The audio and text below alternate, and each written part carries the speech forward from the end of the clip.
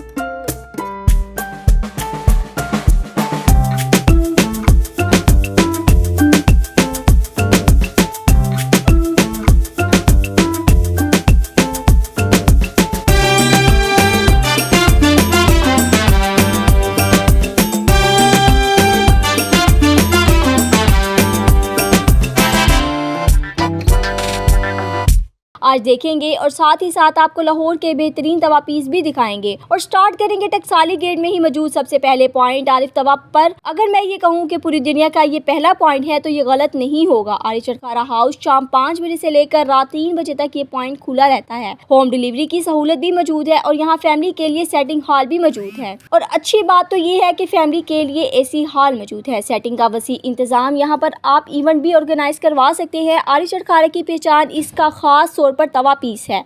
यहाँ पर आपको तवा कीमा और बहुत सी डिशेस दस्तयाब हैं। यहाँ पर तवा कीमा और भी डिशेस दस्तयाब हैं। आरिफ चटखारा की कॉपी बहुत से लोगों ने करने